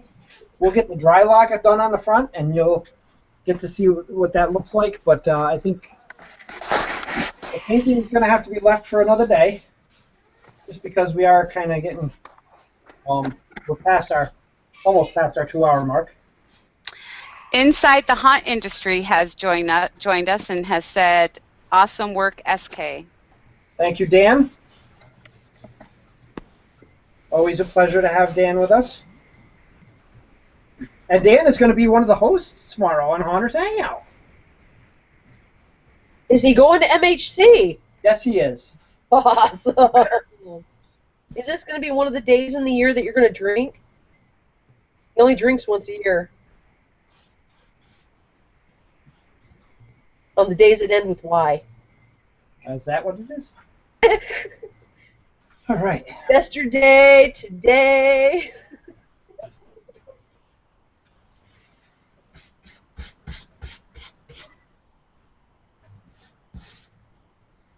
So I'm going to take my little brush here and try and pull some of this dry lock out of some of these detailed spots, just because it seems like a lot of them are getting really filled in.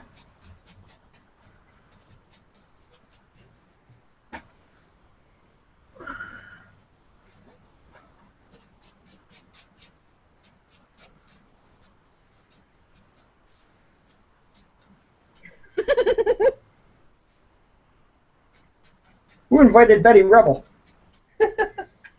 Well, I'm just giggling because Dan said, "Yes, I am."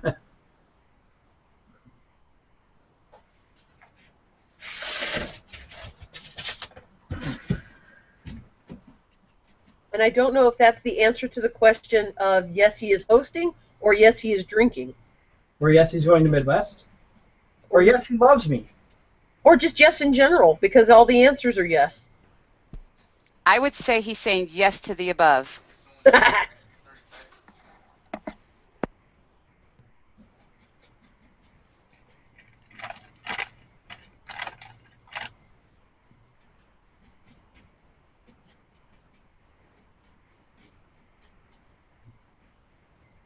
We should have sat here hours ago watching them and making comments.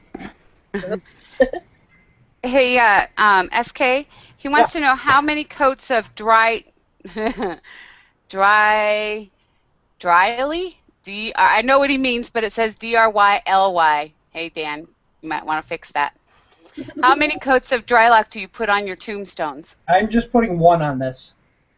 Just one, just enough to give it a little bit of sandy texture. Because this stone, the original stone, was a sandstone stone. So we're going to try and replicate that look as best as we can. Are you going to add latex after? I'm not putting latex on this. We're not corpsing the stone. Or I should say latex paint. Acrylic paints. I paint, and that was something that was brought up before, and I think Dave got a chance to answer, but I did not, so I might as well throw an answer out there. What do you do to preserve your stones? Nothing. Nothing at all. This dry lock is the first time I've ever done this on one of my own stones. Generally, I just paint them with acrylic paints, acrylic craft paints, and that is all. Aren't you worried about them getting ruined, though, after you put in all that work? Nope, because the only thing that could happen to them is the paint will come off. They're foam. They're waterproof in general. You've got a good point there. Yes, so if you don't want to have to repaint them, then protect them, but otherwise you don't need to. Right. There's nothing wrong with painting them with covering them with dry lock or covering them with something to seal them if you want to. Personally, it seems like a wasted step to me, so I don't. But again, my way is not always the right way. It's just my way. It's the way I do it. We've all got our different ways of doing things. I'm not going to knock anybody else's.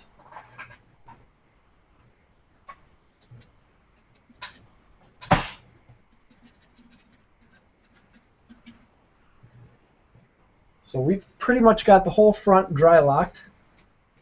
There's no sense for me to show you the dry locking of the back. So I think I'll give you a good look at this now that it's kind of a uniform color. Just so you can see how that looks with the dry lock on there. I will dry lock the back this week. That looks good. So you'll be mailing that to me, right? Well, I'm going to send it in. I'm going to send it as a photograph.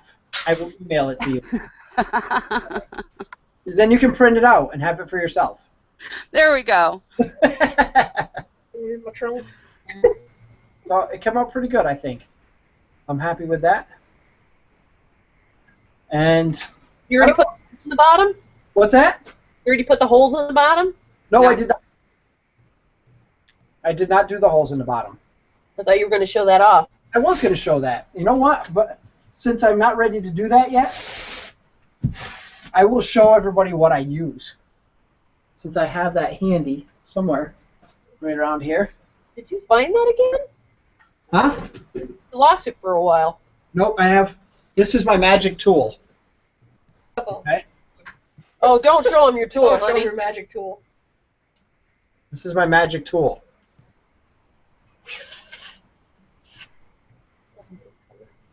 This is a tent pole from an old screen house. It happens to be just a little bit bigger around than the PVC, than the whatever it is, half-inch PVC that I use.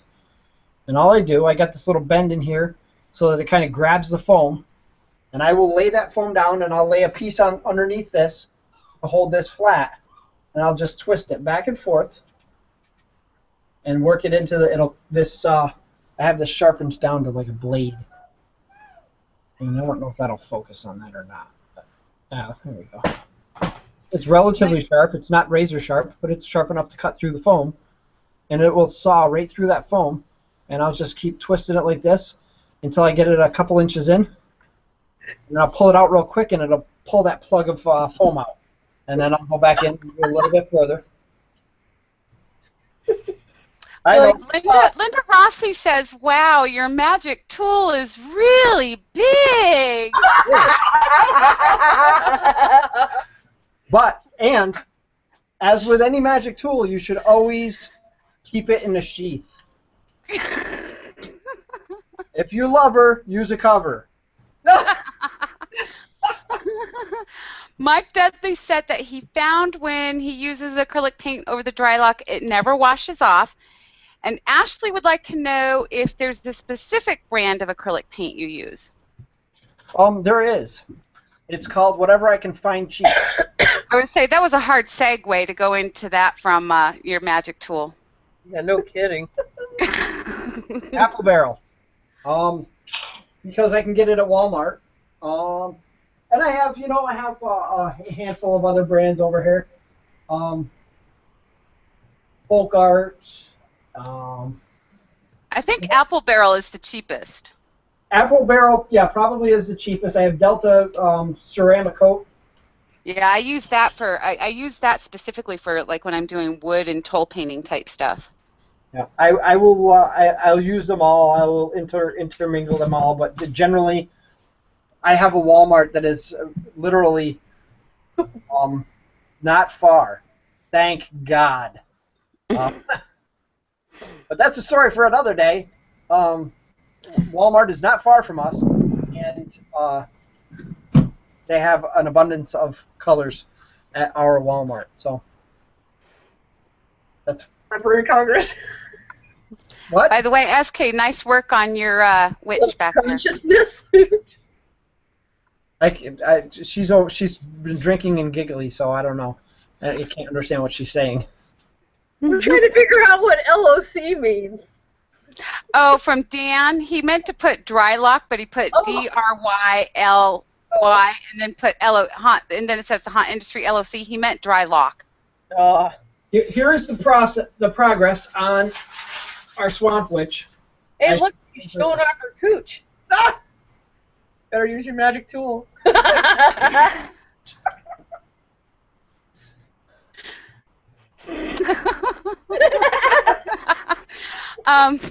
John says, nice job with the lettering, very accurate for the 16th and 17th century. And Lydia says, clever, actually. I I figured that out back when I was first doing tombstones, and I was like, this is perfect, and I've used it ever since. The body on your witch is really taking good definition.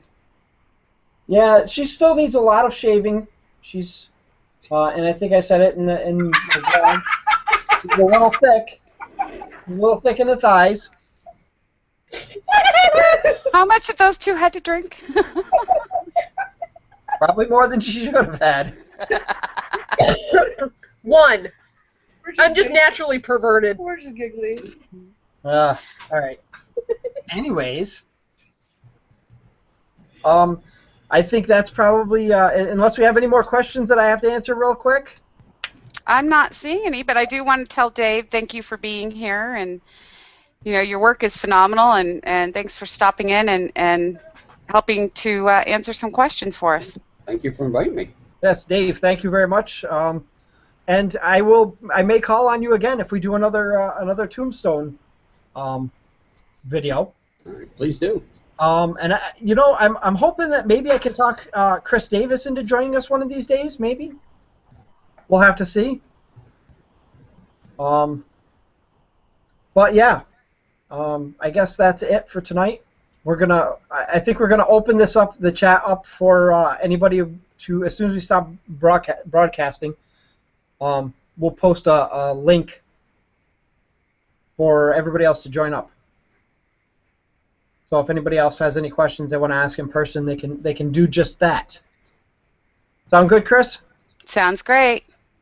All right. Well, again, Dave, thank you. Chris, thank you. Christy and Carly, thanks for the comic relief in the background over there and the giggling. And we'll see everybody hopefully again next week. Have a great night.